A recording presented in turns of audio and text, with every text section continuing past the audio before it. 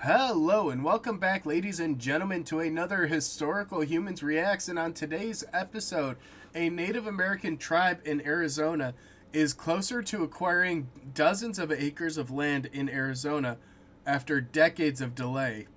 We're talking about the Hopi tribe that is currently in the process of acquiring this land from the state of Arizona after an agreement that was made over almost 30 years ago that would see the tribe transferring about 4 million dollars for 31 square miles of land.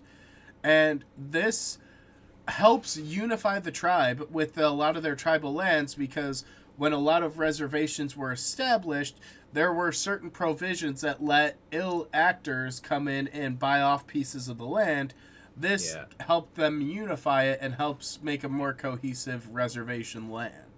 Yeah, there was a practice called checkerboarding wherein ranchers would end up, shall we say, cutting little pieces out in odd bits and patterns and incorporating those into their ranch and then claiming that land as theirs in ownership on the basis of continued use. It's the old American system of squatters' rights, where if no one uses a land or structure for a significant amount of time and you do, you then have legal rights to it.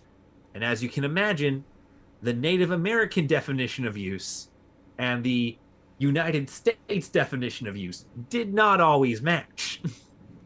Or there were also some instances where people would, quote unquote, buy the land off of the tribe when they would make agreements with people that maybe weren't literate in English, or maybe didn't speak English as a first language, and then maybe didn't understand the terms of the agreement. Like, there were a lot of Or just weren't even affiliated with the tribe to begin with. shitty practices that just tore apart a lot of lands that were reserved for the tribe.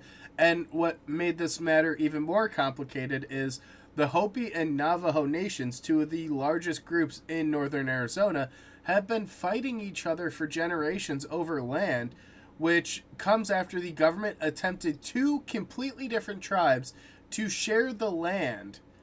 And then Yeah. eventually Congress in 74 ordered that it be split up and given in the reservations. And Yeah. the Navajo Nation won out like bandits here, where they got 27,000 square miles, and the Hopi had a 2,500 square mile reservation. Yeah.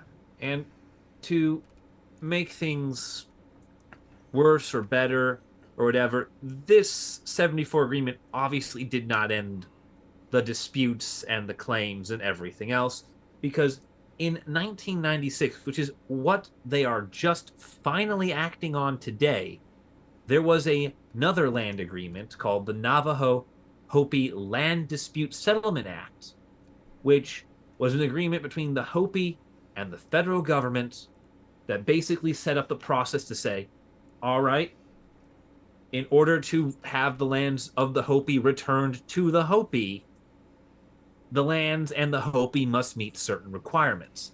And after 30 years of legal battles, the first transfer is finally going through.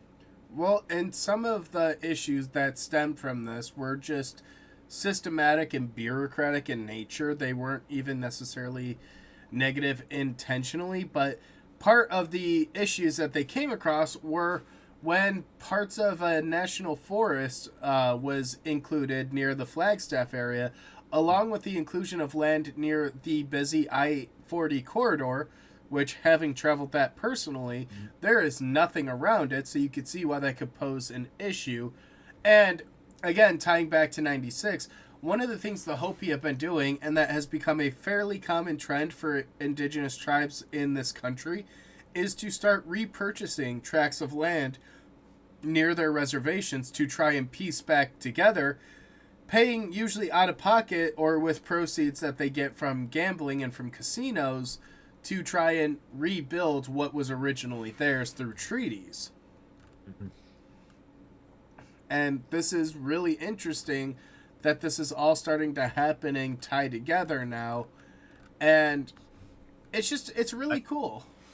Yeah, and I could, yeah, it is very cool, and I could really see that sort of piecemeal private purchasing approach really cause some bureaucratic issues with the U.S. government in terms of things like land zoning and stuff like that. Which getting land rezoned is undeniably difficult, and especially if you're trying to transfer it into something like private land into tribal land.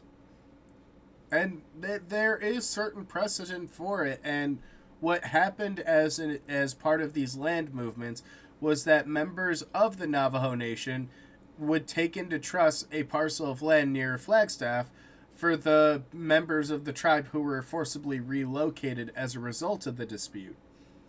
Yeah. And in true fashion, the Navajo leaders are considering building a casino on that parcel of land and saying about how it would have significant economic benefits, which is honestly true. A lot of the tribes do actually benefit very well from having the casinos on their property and can actually help support their mission of repurchasing this land. Yeah. But it's interesting, and it's And yeah, it's very interesting. And like to get the scale for that, the current agreement, the action that is going through sort of right now this year is for 31 square miles.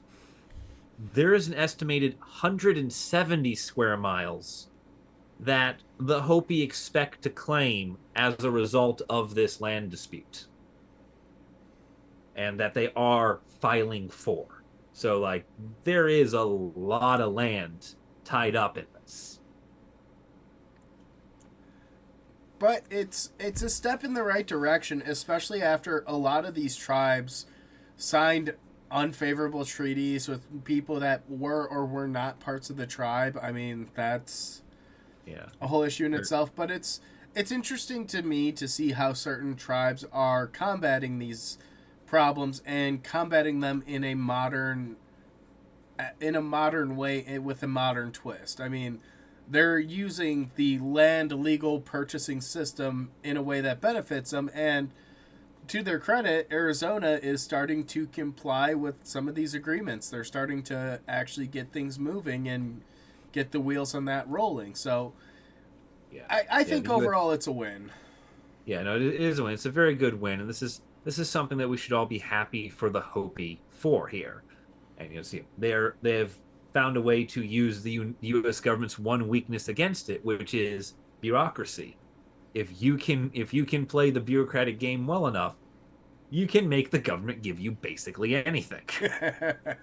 And that is what they have learned how to do here, or at least in some small part, to reclaim what is theirs. And yeah, this is a positive story, which is a rarity around these parts. So thank you guys for watching. If you enjoyed, let us know down below. Be sure to subscribe, and we'll see you in the next one.